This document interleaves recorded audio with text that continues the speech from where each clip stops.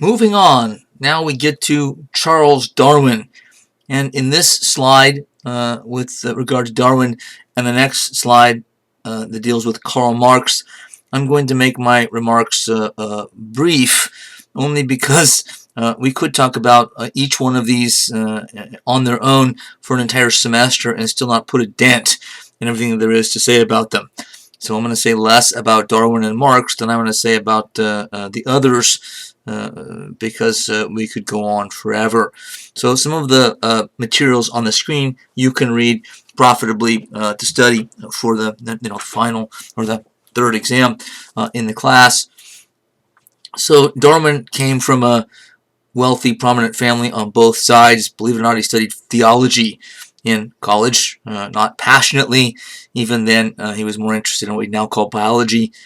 He, after college, took a famous trip in the HMS Beagle, a British government ship, around the world for 5 years as the naturalist, the word for biologist at the time, on board that ship. It was a British, these kind of voyages were sent out quite a bit to collect information about geography and all kinds of other aspects of oceans and plant, animal life, sometimes studying other peoples, partly for curiosity's sake to advance knowledge and science, for its own sake.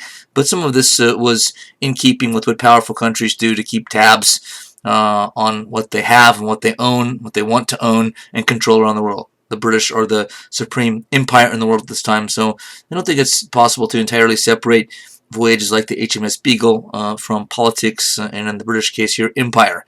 Though Darwin, I think, could care less about all that, and he just was into the biology of the whole thing.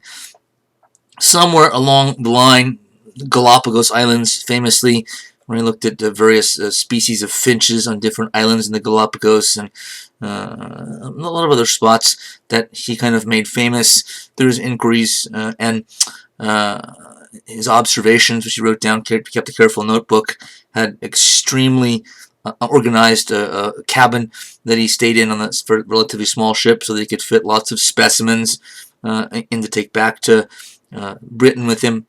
So he had it organized so he could maximize the space.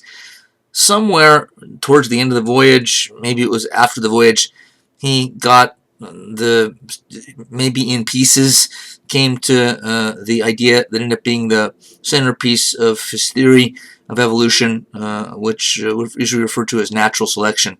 Darwin wasn't the first person to ever speculate or believe that evolution took place, but he's the one that ultimately provided what's been seen ever since as the most satisfying explanation for the mechanism that explains how it happens, why species are so diverse, and how species sort of change over time and sometimes sort of move into a different species.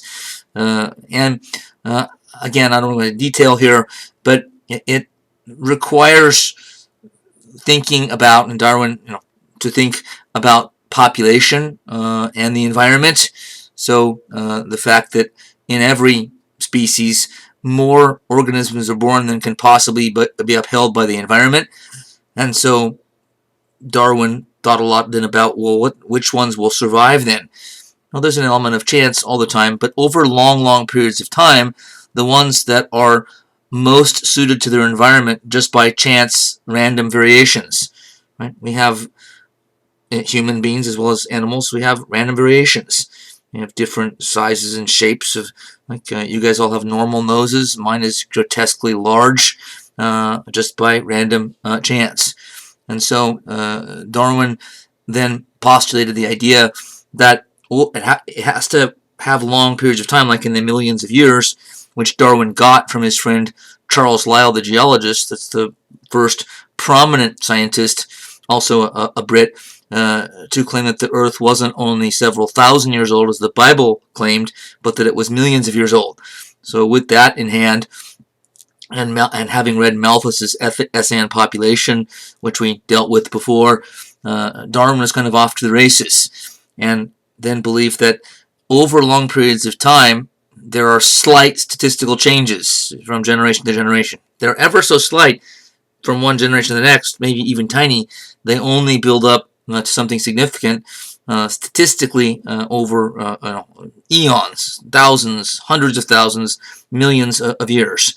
And what he's saying happens is those that survive, at least by a slightly higher percentage, one generation, mate most likely or more likely with someone else who has the favorable characteristics because they're more likely to survive, and that just keeps continuing until the population is kind of winnowed down, at least of those that don't have the preferable characteristics, preferable meaning the ones that are just, again, luckily suited to that environment. And then this is his explanation for change over time, both species, changing, one species being kind of created out of another one, and just the overall variation of species. The theory not only explained animal development, but human development as well, although he didn't talk about it much in Origin of Species, his classic, most famous blockbuster work, published in 1859. Over 20 years after the Beagle Voyage, Darwin delayed publishing. There's been speculation about why ever since. It's possible that he knew it was going to be a bombshell and was kind of hemming and hawing a bit at delaying that moment. It's also possible that he wanted to collect as much evidence as possible in the meantime before he published, because he knew he was going to be attacked for it. Nonetheless, he published in 1871, a little over 10 years later, he published Descent of Man, where he came out in full with the book, applying everything with regard to natural selection to human beings as well.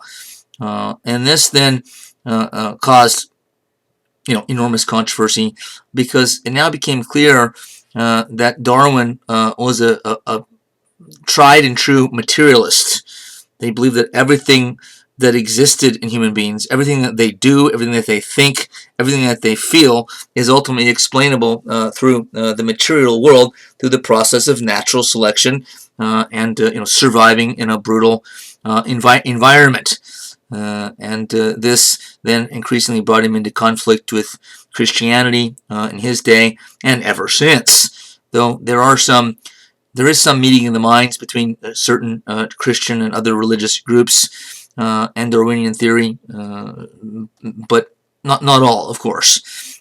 So there's another, I think, element to his thinking here that's crucial to understanding natural selection as the still accepted preferred mechanism for explaining the incredible diversity of species and how they change and evolve over time, and that is the concept of complexity. Darwin's theory stands only if way back in time, with the millions of years in the past, human life starts, just life starts as something quite simple, single-celled organism, and over long periods of time eventually becomes gradually ever slightly more complex, eventually it gets to the modern world and humans and other sophisticated, complicated mammals with millions of billions of moving parts and cells and all of this. So that the fossil record in geology, Charles Lyell being an expert at the time there, the different layers then more or less tend to indicate that Darwin was right. There's lots of other evidence categories as well, but the species of different animals are getting more complex the more we dig them out of the layers. Right? The closer to the Earth, they're more complex. Further down, they're simpler. But there are a few issues. In the Cambrian period, way back millions of years ago, there was sort of a jump where all kinds of species just kind of appeared out of nowhere. And there's been a lot of attempts to sort of integrate that into Darwinian theory, but none totally successful. Darwin himself admitted that it was a problem in his own theory. So it's still the accepted theory by far. It has a great explanatory power, but it has some, I think, flaws in it, and it gets a little bit of criticism, not just from the religious community, but within the scientific community, and even among evolutionary biologists, a tiny few. Those that do hold on to it extremely tightly, Though I'm, a supporter of Darwinian theory, I think it explains overall the process of evolution and the the diversity of species. I do think we should have an open mind. The lion's share of evolutionary biologists have become, in my opinion, too dogmatic about it. There have been some articles and peer-reviewed, scientific articles by legitimate scientists that have, had some criticisms here and there of Darwin, not based on religious grounds, just based on the evidence. And they tend to get kind of shouted down and rejected, and they attempt to silence them, not by violence, but by excluding them as cranks and crackpots. And when it gets to that point, as it has in recent years, then we're crossing the line into what I called before, and talking about the scientific revolution as scientism. That's sort of a belief that nothing exists except no knowledge is worth even contemplating unless it comes from scientific method. And I think that might push things too far. Nonetheless, Darwin is one of the Darwin's theory is one of the greats in scientific history, and again still holds today. Biology is basically organized around it, and he's influenced all kinds of other fields as well, including the field of history, since thought about how species, including human beings, evolve gets almost naturally sort of applied to all kinds of other things, cultures evolving, for instance. But there's also some ways in which Darwinian theory affected other fields of study that can be seen as problematic and caused problems as well, which I won't get into. But that's kind of a literature that's in the minority among scholars, but still interesting to look at as well. So 10 minutes on Charles Darwin doesn't do him justice, and the same on Karl Marx, of course, neither. So Marx and Marxism, science or religion? Well, if you ask Marx, he's going to say science. If you ask at least a lot of scholars today, they'll tell you religion.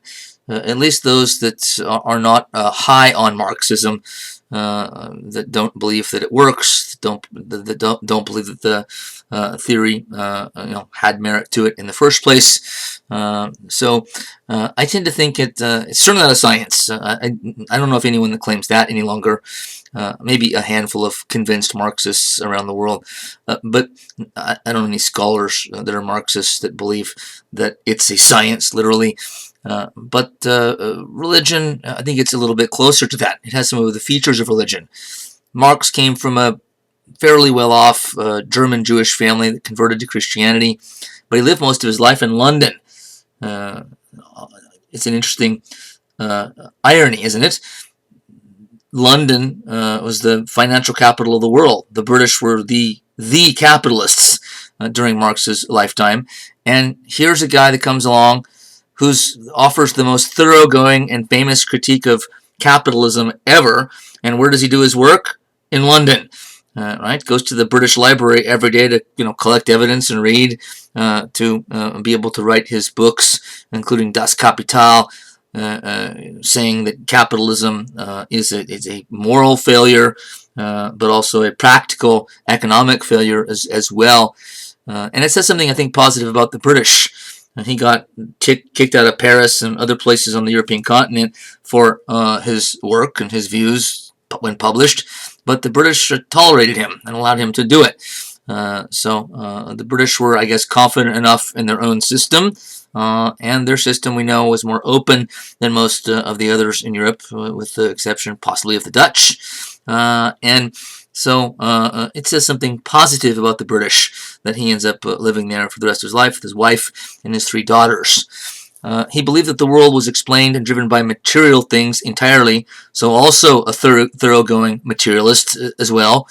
One could say to a fault, depending on your viewpoint. I'm a huge scientific enthusiast. I've read a lot on the history of science. One of my favorite subcategories to read in But I myself wouldn't go so far as to say everything in the world and in life and human beings and is explainable through materialistic thinking. That there isn't anything, it's not even worth contemplating. Well, I think it's at least worth contemplating. So materialism is a pretty extreme philosophy, though it was certainly was getting more common by the middle to late 19th century. He believed that history had dialectical laws, dialectical pattern. The dialectic he took from Hegel. All German university students, and Marx got a PhD in philosophy at the German universities, had studied their Hegel, and Hegel had said that the world moves, ideas and reason becomes more and more uh, effective and influential in the world in a good way over time through the process of the dialectic. Thesis, antithesis, synthesis, and then starts over again. The synthesis becomes a new thesis, which develops an opposite or opposition, antithesis, and they battle it out, and it keeps going. He believed there were iron laws of history. Here's where we get to Marx seeing, his way of looking at the world and explaining it as science, or I would say science-y, but he believed that there were iron laws. Historians today don't believe there are iron laws of history. There are certain, I think, principles that hold up for the most part, but his thinking on this was pretty rigid. He believed that, for instance, it was an inevitable law of history that capitalism was doomed to fail. So he's actually predicting the future. He's so confident in his his scientific prognostications through Marxism.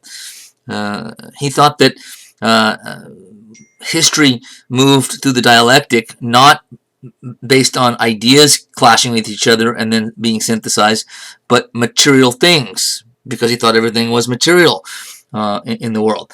So, like access to resources, who controls the factories, who controls the coal, who controls the steel, who controls the money, and the classes that sort of spring up around ownership. So, who owns, right? Who works for a wage and doesn't own anything? Who doesn't own land? Who does own land?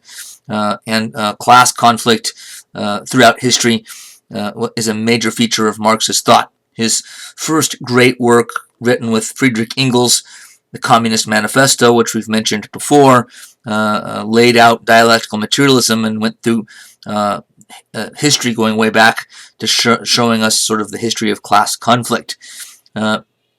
His labor theory of value was a way to claim that the capitalists are ripping off everybody else. Early in his writings, his 1844 manuscripts, early in his career, which interestingly weren't discovered till after he was dead, so it's like the earliest important things that he wrote on capitalism, but the last to be read because they were, again, discovered very late.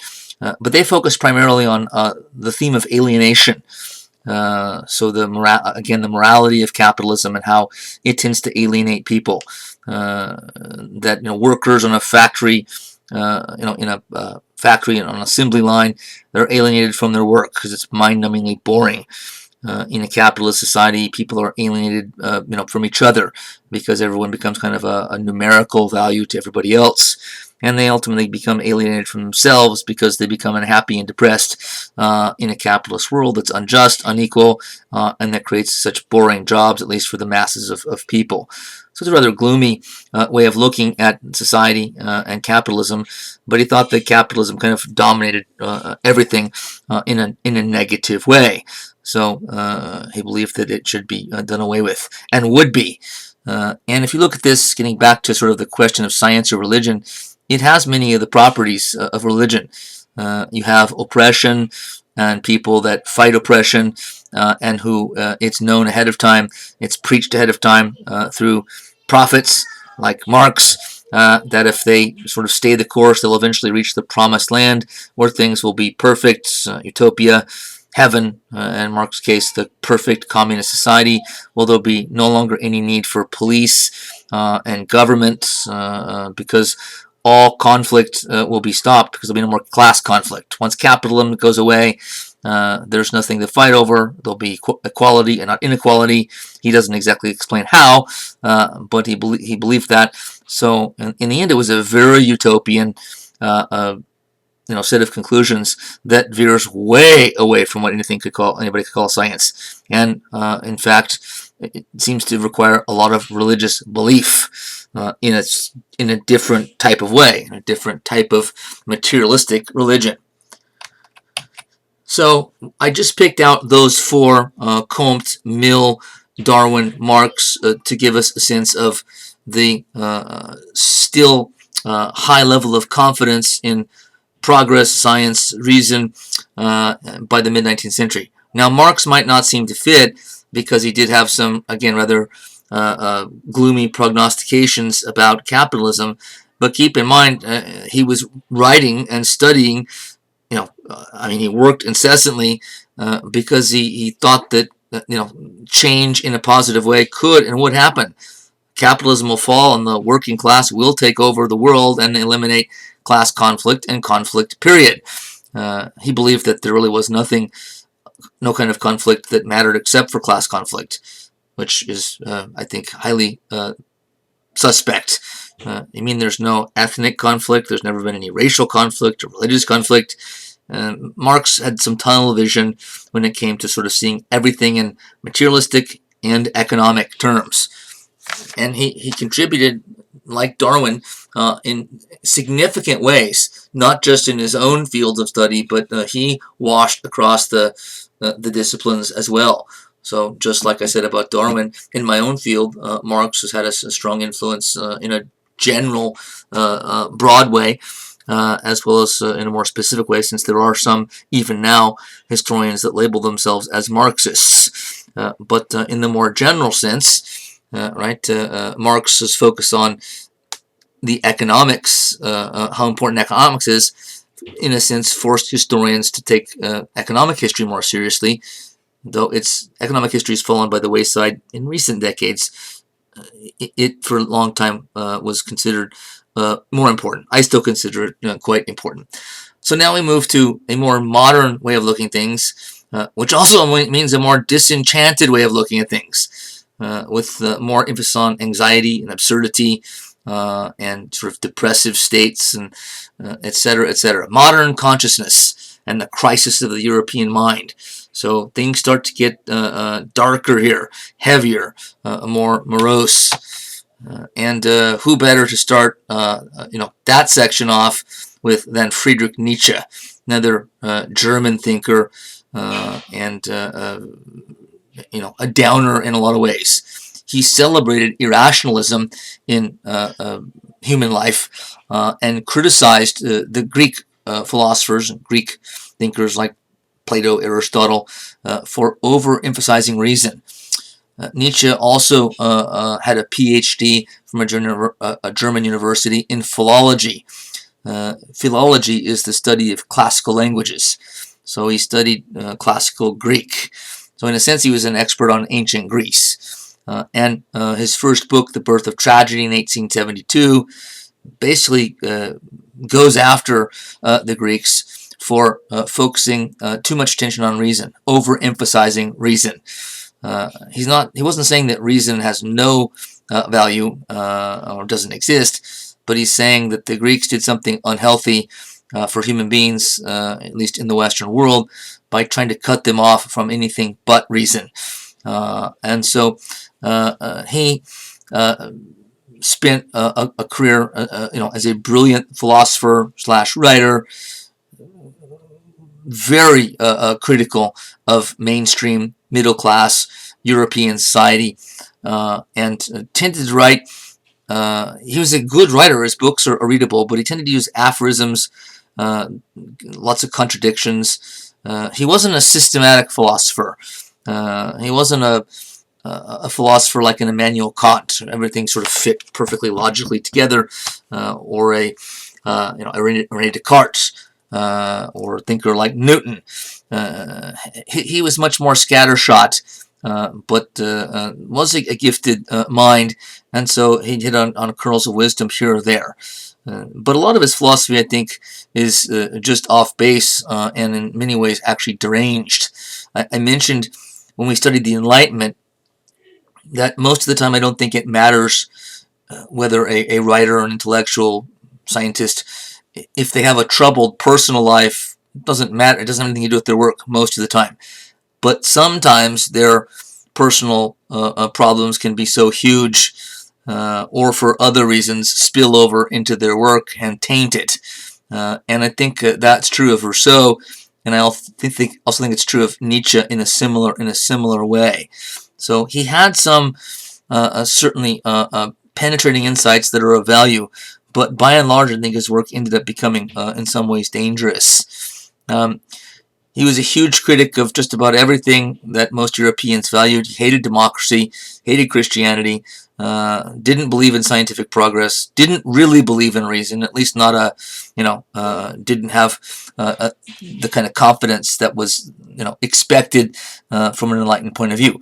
But again, that's the point. He's one of many examples of people that are starting to, for the first time, demote the importance of the Enlightenment value system. He's very much doing so. He believed that humans need to understand that since there's so much cruelty in the world and uncertainty, injustice, absurdity, that life can't be governed by reason. With all the cruelty we see out here, every day, and look at the news and look at all these rotten, terrible, absurd things going on. How could you believe that the world is sort of dominated by reason? And he had a point on that. That's where I think one of the areas where I think he does have, you can see oppressions in his thought. But why did he criticize democracy, Christianity, just to be a stick in the mud, a naysayer? Probably. That's probably true too. But he believed that, let's just take democracy and Christianity. He believed that both of them were similar in certain ways, that they both emphasized and actually promoted mediocrity.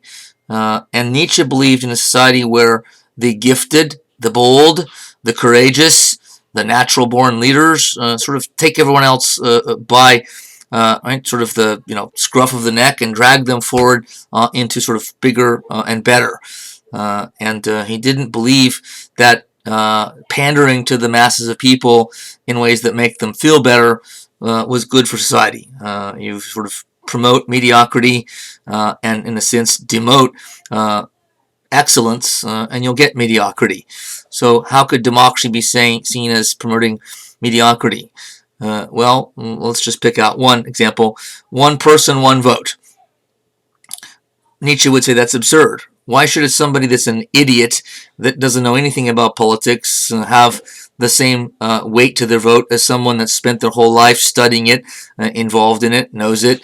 That doesn't make any sense. You're holding that person that really can and should contribute back at the same time that you're pushing someone that shouldn't be pushed forward. So it sort of has things backwards in his mind. What about Christianity? How is that bringing about mediocrity? Well, we'll just pick out one element here. Would be a good one. I'm drawing a blank. There's a number of them that make sense here. How about this? The meek shall inherit the earth. That's a good one. The meek shall inherit the earth. Nietzsche would say, the meek, why should they inherit the earth? They're not going to do anything with it. It's the strong and the bold and the talented that should inherit the earth. The meek, why do we have a whole religion, and that's basically the main religion of our entire civilization, that's preaching for people to telling everyone that the meek shall and should inherit the earth. So he thought that kind of thinking was absurd, and it held societies and cultures back. He didn't think there were absolute standards of good and evil, values, moral, ethical systems. So he was quite nihilistic. He thought the world was sort of godless, chaotic, meaningless. Now, in some of his works, it's not entirely clear that he's wild about that result, if that's true. In other works, he seems to celebrate it.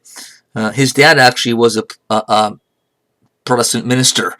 Might have had something to do with his complicated views on religion, themselves. He concluded that human beings should be guided more by will and instinct than by reason. That they should be led by, again, the strong, few, assertive, creative, bold, and he had a name for them: the Übermensch, Supermen, Overmen, who are the few geniuses and people of real ability, like Napoleon types, who will pull along the herd or the masses. Nietzsche is a profoundly elitist thinker as well, having disdain for the masses of people. And of course, he put himself in the Übermensch category, as he would, not in the masses or herd category. So Nietzsche later gets picked up by the Nazis as their philosopher of choice, which I'm not saying is, a writer, a thinker, can't necessarily be held accountable what somebody does with their ideas later on, if that's not what they intended.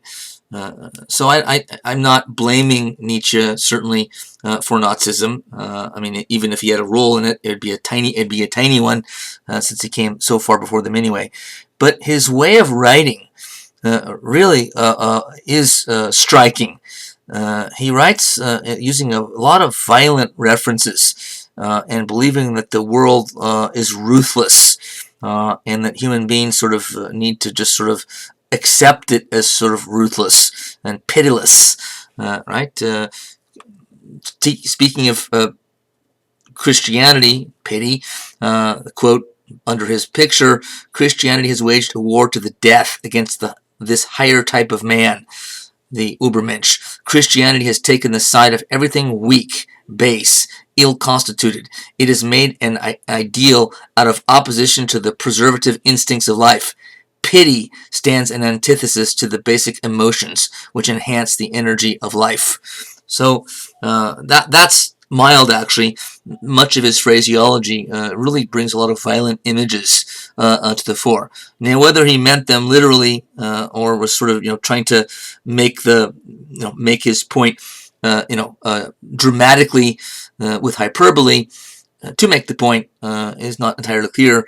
But one, I think, could see after reading him and that violent imagery how the Nazis could sort of believe that he's saying, hey, do whatever you want, and the strong will survive, the weak will perish, and there's no reason to feel sorry for them, and there's no reason to believe in any kind of absolute moral standards. So there's also the problem, at least depending on your perspective, of a moral relativism in this. I mean, it's very much moral relativism. He doesn't think there is a moral code, not one that should be followed. So once again, when you know that too and see it, it makes perfect sense why the Nazis would glom onto this. One of my favorite novelists, if not my favorite novelist, I can't think of one I like better, so maybe, my favorite novelist ever, the Russian Fyodor Dostoyevsky. Tolstoy is up there as well, another Russian novelist and writer. But he also celebrated the irrational in a slightly different way than Nietzsche. I find his work to be more congenial. I find his philosophy to be more human, more humane than Nietzsche's, but they had some similar ideas. He was born and raised in Moscow. Father was a doctor, trained as an engineer. He actually was deeply religious, got convicted of spreading subversive literature, spent 5 years in Siberian exile, and actually suffered quite a bit in his life. But as so often happens to brilliant artists, suffering sometimes makes them sort of better at what they do. I'm not saying people that don't suffer sometimes aren't geniuses. There's plenty of examples of that too. But it's oftentimes the hardships in life that sort of really force you to think and do soul searching.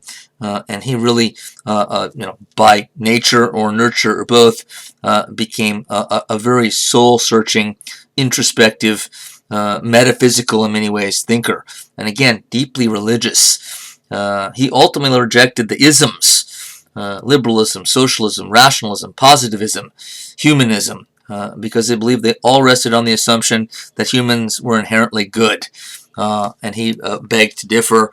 And again, in this sense, like Nietzsche, thought that there's just too much evidence to the contrary. There's just too much evidence of human beings doing bizarre, inexplicable, unbelievably cruel things to their fellow human beings to possibly believe that human nature was inherently good. He believed it was depraved, irrational, and naturally rebellious. He also believed there were no real timeless truths, just raw human will. Nietzsche also heavily emphasized the will. So did the Nazis, and again, by the way. But the Nazis certainly weren't going to worship at the shrine of Dostoyevsky for obvious reasons. The individual will drives all people to sort of even resist organized social institutions, social theory, sometimes ideology. And so the big difference, and you see it coming here between, I said one of the big differences, the only one I really have on the screen, between Nietzsche and Dostoevsky is that Nietzsche just was comfortable or couldn't get himself to think of anything beyond sort of this nihilistic state. And Dostoevsky thought, no, all of these sort of negatives and frightening features about human life and human existence are even more reason why the only choice is to accept and seek Christ and Christian love. That it brings a sort of spiritual freedom, and that's the only way to get through life. I can't say that I blame him or anybody that thinks that way, though I'm not a serious religious person myself. I think through my own study of history over all these years, teaching it for 23 plus, studying it for many years before that, I've come to the conclusion that religion is extremely important for societies to hang together and for many individuals to sort of keep it together. So Dostoevsky is a brilliant thinker. I'll say one other thing too. I spent a lot of time in my younger professor years as a proud atheist. And my views have evolved over time, though I'm still a religious person. I'm not an atheist any longer. And even when I was, I believed that I was always troubled by something. That I noticed thinkers who were famous and obviously brilliant, like Dostoevsky, like Tolstoy, who were also deeply religious. They seemed to be deeper thinkers to me. They seem to be not necessarily smarter, but they just sort of could go to kind of a deeper level of contemplation and speculation, and really seem to have a knack for it. And I never could understand why, or I thought maybe I'm just imagining it. But now I think it is true, and I think I know why. Someone that's just focusing on science and materialism, again, like Darwin and Marx, since we just talked about them, they might be brilliant in their own way, but they cut themselves off deliberately from other ways of thinking about the world and asking bigger, deeper questions, because they're saying, well, we can't prove the bigger, deeper questions, the answers to them scientifically anyway, so what's the point in thinking about them? Well, maybe the point in thinking about them is that it's a deeply human thing to do, that we desire and need to feel some sense of sort of satisfaction. Even if we don't come to final or scientific conclusions, we can come to speculative conclusions, or we can continue to just ask questions and do our best to answer them. And so, yeah, I think that brilliant minds in history, like Dostoevsky, he's a great example of it. There are many others who happen to also be deeply religious, tend to be deeper thinkers across the board. Sigmund Freud, another heavyweight in terms of influence in European and world history, and Freud's theory of the unconscious became influential for a long time. Most of Freud's specific ideas now have been rejected by the psychological community. Nonetheless, I think Freud still has some value even now in certain ways. Even psychology textbooks will cop to that, at least in a general sense, if not in a specific sense any longer. One of the ways I think he still makes sense to study is that his focus on the unconscious drives and unconscious forces, and we could argue about whether they actually exist or not. I think it's pretty clear that they do, at least in a general sense. How many times have either you or someone you've known not seen something that was right in front of your eyes, but you were, for various reasons, biased about it, and only saw it like after the fact or later on, and your friends or family, or you said it to your friends or family, your friend or family. What are you thinking? Can't you see? No, what are you talking about? So there are certain things I think that we shove away from us and don't see why we're behaving the way we are when it's obvious to other people. So I think the unconscious, in a very, very broad sense, still has value to it. But there's another way too. In Freud's essay "Civilization and Its Discontents," published in 1930, Freud lived a long time. He talks about how his theory of the human psychological makeup of the psyche fits into history and society. And what he basically says is that the id, which is the irrational part, often so the unconscious part too, is always trying to get out and sort of misbehave. Sexual desires and violent drives that he believed were inherent are trying to get out all the time. But to have civilization and a complex society, people treat each other humanely, you have to bottle that up. So you have to have rules and laws that are eventually internalized. And this is the superego that holds sort of the id in check. The ego, in a way, kind of mediates between the two, although it has other functions as well. But I think whether or not those categories actually exist, and I don't think they do, is really beside the point. Freud, I think, has hit on something fundamental here, and that is how difficult it is for human beings to behave in society, and how extremely important it is that we do have rules, and then we do, as individuals and societies, try to govern ourselves. And even try to find ways, since we have the ability to will and to plan and to think morally and to make laws, that we think about both individually and at the social level how it is that we can overcome some of our innate drives if they're destructive to us or other people. So how do we rein ourselves in through sort of conscious means, so that we're not all at each other's throats all the time. And so, again, in a broad, general sense, I still think those questions that he's raising, and maybe he thought he had too many of the answers, but I still think that those are significant. And he may have been the first person to really delve deeply into them, at least that became famous, while doing so. He used reason and science in the end to come to the conclusion that human beings are not motivated primarily by reason. So another guy typical of this era, late 19th, early 20th century, in a sense demoting reason, though as a trained physician, he certainly was a scientist and was well versed in the use of reason, so he was Enlightenment trained, we could say.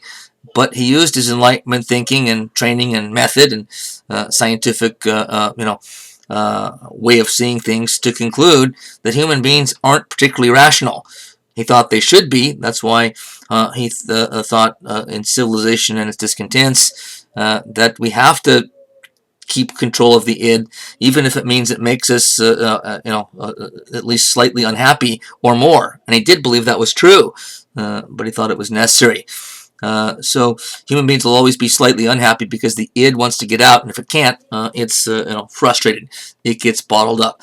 But he believed there is no choice. But whether it's Nietzsche, Dostoyevsky, Freud, we can see a very different attitude now towards reason, science, progress, the goodness in human nature that the Enlightenment tended to believe was there, etc. This it doesn't hold water to these guys any longer. Emil Durkheim, fascinating figure in European history, another one of the fathers of sociology, and we'll see yet another one in the next slide. I think it's the next slide. So we've seen Comte, Durkheim, and Max Weber will come next. All sociological thinkers and pioneers of the field itself. I just realized my opening quote says human beings need healthy hives in order to flourish. Huh. I didn't know we even ever lived in hives. Interesting. Human beings need healthy lives in order to flourish. It's not often I make a typo that actually is funny. That one's pretty funny. So I find Durkheim fascinating and of enduring value for different reasons.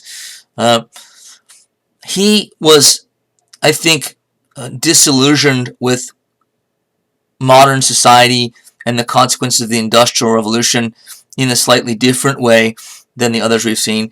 He didn't think of human beings as irrational so much as he thought of them as in need of, by nature, a connection to sort of foundations, traditions. And he believed, as we'll see Weber did, that modern industrial societies in the European world had just sort of taken tradition and just chucked it out in ways that he believed weren't healthy for citizens of France or any other country.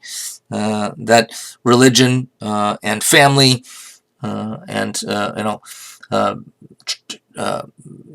patriotism, whatever it might be, all those things were sort of coming under a certain amount of suspicion. Patriotism, not as much, but that old loyalties and traditional ways of thinking and doing had been blown away by modern industrial capitalism, and it bothered him. And much of his career in sociological, study, teaching, writing, is an attempt to sort of find a way back to something at least quasi-traditional without going back to pre-industrial days, because he knew that was an impossibility. So how can societies survive the many dislocations of modernity? Another way to say it is I put in bold print there. So how do you survive all the ways in which your comfortable traditions, your many loves of your town that you grew up in, the institutions it's based on, your family, when all that stuff is sort of pulled out from under you, how does a society, how does an individual deal with it? And he believed that the weakening of traditional collective values could lead to social disintegration and anarchy at worst. He pinpointed in a sense, a malady that comes from the alienation, disorientation, depression that comes from being sort of, feeling like there's sort of no foundations any longer for you or anybody else. They labeled ennui. That word is stuck ever since. So ennui is a certain type of depression, but that it's sort of a depression that comes about because of the disillusionment with modern industrial society. So modern ways need to be found to bring back structure, hierarchy, and he did believe in the value of hierarchy, which sort of goes against the grain. As we're moving forward closer to the present, believed in tradition, order, connectedness to society, a secular, spiritual value system, and so he's it's it's a difficult task he's setting for himself, but a very interesting one nonetheless, because he's saying there's no way we can go back to the traditional pre-capitalist, pre-industrial society, but human beings need the traditions and the foundational connections that they got through those things, many of which have been blown away by industrial capitalism. So we need to find things that we can create that basically mimic them, that fill in for the old traditions and that are gone for the most part for most people, and fill them in with new ones that function the same way, that'll eventually become traditional, kind of conservative way of holding on to what you love, what you value, what you think is good from your past. And I think we can understand Durkheim particularly well today because we live in a world that in many ways has become kind of even more rootless, even more confusing in trying to find some sort of stable meaning and structure to, and he was sort of trying to offer a way back to that, however incomplete it may have been. So he's one of the most interesting thinkers on our whole PowerPoint presentation here this morning. You don't know when I'm doing this, do you? Ha! So he believed that mediating institutions were one way to do this. Like voluntary associations that became a big thing in the United States in the 19th and early 20th century. All kinds of clubs and whether it be sporting clubs or clubs that met, the Elks Lodge or whatever it is. And he believed these kind of things were important ways to get people to feel connected to other people and to the community again. Part of enemy, I think, is also, again, feeling alienated from everybody else.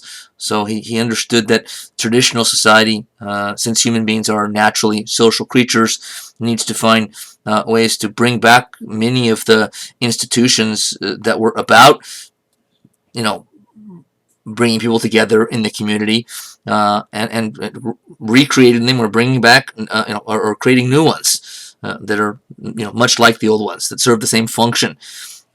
He thought. He talked about more binding moral system to kind of free people from the pressure to kind of abandon themselves.